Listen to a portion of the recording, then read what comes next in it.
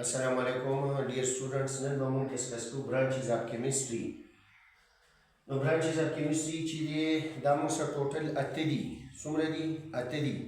دا موږ سره physical chemistry, organic chemistry, inorganic chemistry, analytical chemistry, industrial chemistry, nuclear chemistry, biochemistry, environmental chemistry. دغه موږ physical chemistry نن ډیسکس کوو د لیکچر کې.